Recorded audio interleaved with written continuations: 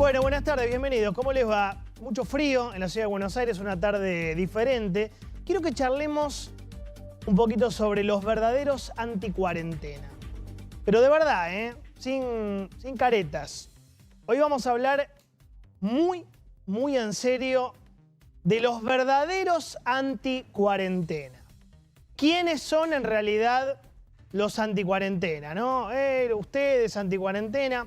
Es un momento feo, porque en los últimos días se consolidó una tendencia. Ya estamos en 40 muertos por día por coronavirus. Es doloroso.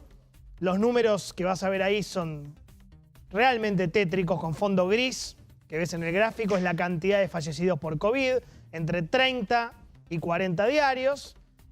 Y los números con fondo rojo son los internados en terapia intensiva. Se duplicó el número en las últimas 3 semanas. Objetivamente es un momento complicado. En este contexto, el Estado asumió un rol paternalista y eso incluye el reto, ¿no? El reto aleccionador. No salgas de tu casa, no uses el colectivo, no uses el tren, no vayas a trabajar, no veas a tu papá el Día del Padre, no hagas asados con amigos, no te angusties, angustiante es que te abandone el Estado, yo te voy a enseñar cómo te tenés que angustiar. Es decir, el Estado argentino se para en un rol omnipotente, omnipresente, nos avisa que está dispuesto a usar el monopolio legítimo de la fuerza si no cumplimos con la cuarentena, vigilar y castigar, como diría alguno por ahí.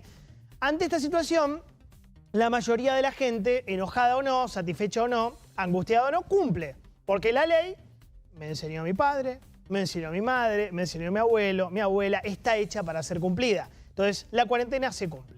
El problema es que asoma en el horizonte un montón de gente poderosa que se nos ríe en la cara mientras nosotros hacemos un esfuerzo descomunal. Pero descomunal en serio. Te voy a mostrar el verdadero equipo de los anticuarentena. Ahí lo tenés. Rudy Ulloa, ex chofer de Néstor Kirchner, hoy empresario multimillonario, dueño de mansiones y medios de comunicación, que hizo la fiestita en Río Gallegos con 40 personas, donde el cumpleañero gritaba que se cague la cuarentena. Cristóbal López, el rey del juego, muchos años preso por evasión fiscal, hoy en libertad, que agarró su autito, se fue a pasear, ¿no? En su aislamiento VIP a un establecimiento ganadero de Chubut. Marcelo Tinelli, el amigo de Don Julio, que se fue a su casa de Esquel, volvió, se hizo mandar la valijita con chocolates y otras cosas. Verónica Ojeda, la ex de Maradona, que se va a su country de Escobar, que la para la policía, llama a su pareja, que es el jefe de gabinete de Sergio Berni, que a su vez reta a los policías que la pararon, todo muy republicano, todo muy argentino. Fernando Lauría, el ministro de Economía, ex ministro de Economía de Tigre, lo rajaron. Luis Lobo, ex subsecretario de Deportes de la ciudad, que juegan al pádel con 14 personas más en un club de Pilar con la excusa de estar disputando un torneo. Todo muy republicano. Entonces, ¿qué razonamiento haces vos, la gente con total sentido común? Al parecer hay una cuarentena estricta, rígida, inflexible, severa, rigurosa para mí, nosotros los boludos, como decimos siempre, y hay una cuarentena VIP para algunos políticos y para algunos amiguitos del poder. De manera que se producen no uno, sino 2 problemas. Primero, la violación de la ley en sí mismo. Y segundo, el efecto dominó que esto conlleva. Porque muchos pueden preguntarse, ¿por qué debo cumplir si los amigos del gobierno no cumplen? O peor aún, ¿con qué autoridad moral me están pidiendo que cumpla, que igual lo voy a hacer, si sus amigos hacen lo que quieren? ¿Sí? Entonces, mientras tanto, la gente está haciendo 103 días sin todo eso. Sin amigos, sin familia, sin asados, sin abrazos, sin comercios, sin proyectos, sin clases, sin trabajo, sin deporte, sin libertad, sin futuro, sin ingresos. Todo está tachado porque es de acceso imposible. Hay cosas sentimentales como los amigos, los abrazos, los asados.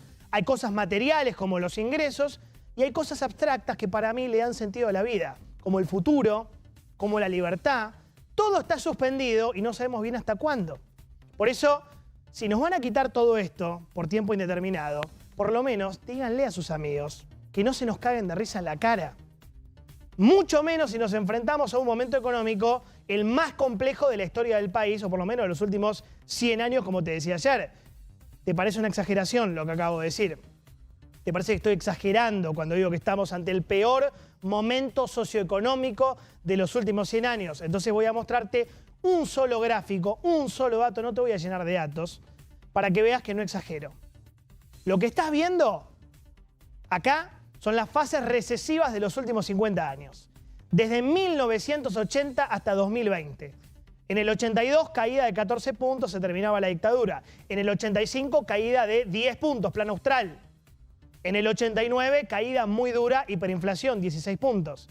En el 95, el efecto tequila. En el 2001, caída estrepitosa, 20 puntos, salida de la convertibilidad, corralito, cacerolazo, helicóptero. En el 2009, caída dura, 10 puntos, Cristina estaba ahí, hipoteca subprime. 2018, Macri, un desastre, devaluaciones, 6 puntos para abajo. Ahora, llegamos al 2020. ¿Ves esa línea que baja, baja, baja, baja y no para de bajar? Somos nosotros ahora. Usted está aquí. La peor caída de la historia. 25 puntos, coronavirus, pandemia, cuarentena por 120 días, seguramente, o más. Me gustaría que entendamos juntos que esto no es una estadística aburrida, berreta. Si lo mirás en el nivel de actividad, ahí lo vas a ver, volvimos al año 2004, muchachos. Retrocedimos 16 años en 100 días.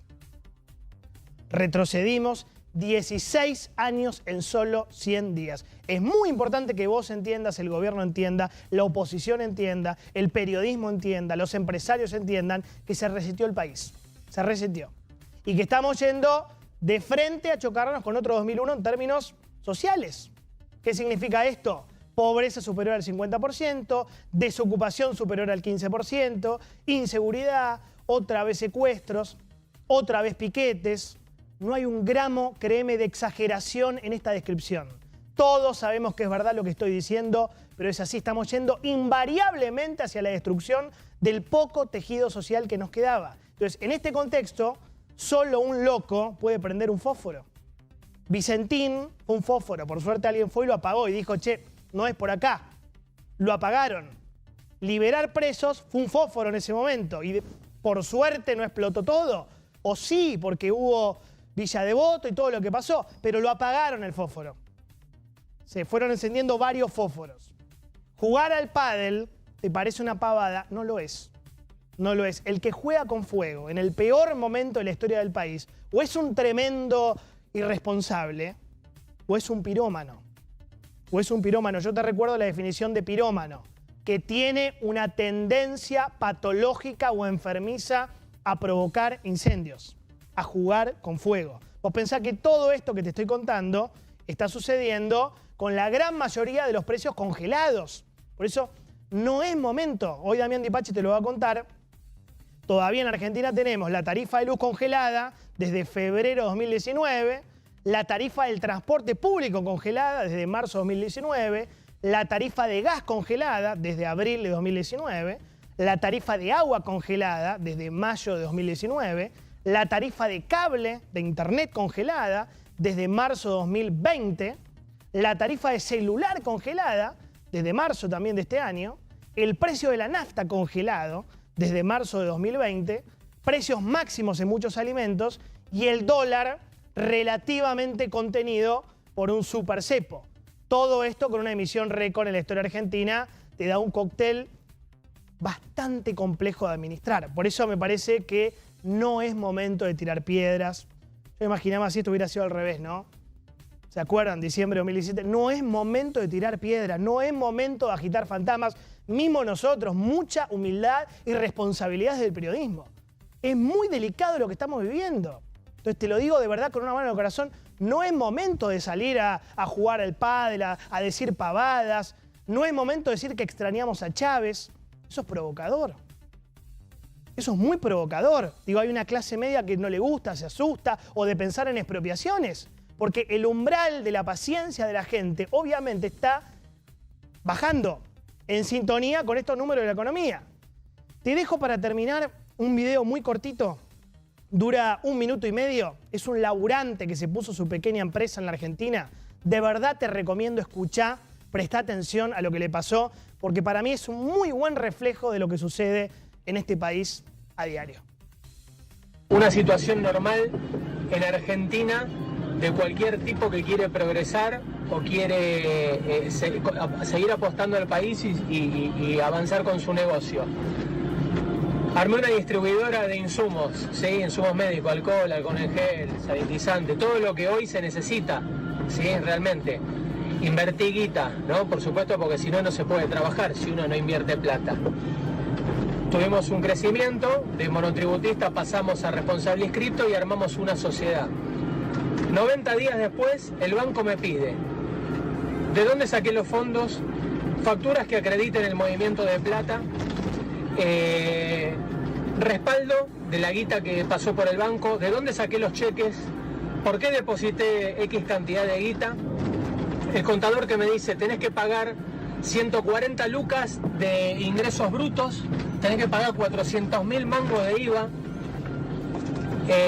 A todo esto, falta ganancias a fin de año, supuestamente por la guita que yo voy a facturar bruta, o sea que entiende el país que a mí me tiene que dar una ganancia de la madre para que yo pueda pagar el 35% de todo el bruto y que a mí me quede algo. Entonces la moraleja de todo esto, ¿cuál es? Que el que apuesta al país pierde, que el que se queda acá pierde, que pareciera que está penalizado el querer generar dinero y ahorrar. Acá el que genera plata pierde y está penalizado. El que quiere ahorrar está penalizado. ¿Quién va a confiar en Argentina si cada persona que tiene que venir acá a poner guita le ponen todas estas trabas que me están poniendo a mí y a cada que está del otro lado viendo lo que estoy diciendo yo? Y el gobierno creo que lo que no entiende es que cuando se termine la gente como vos, como yo, que aporta plata acá, que paga impuestos, que genera puestos de trabajo, que genera tráfico de guita legal, ¿sí? Porque yo compro un insumo en 10, lo vendo en 11 y me tengo que quedar con un peso, pero si ese peso que me quedo me cobran el 1,2 del impuesto al cheque del 10 que compro, ganancia, IVA, impuesto a esto, impuesto al otro, ¿cuánto me queda a mí? Y encima tengo que estar diciendo cómo hice para generar plata, porque el banco me aprieta y me dice, pero... Bueno, ahí estabas escuchando...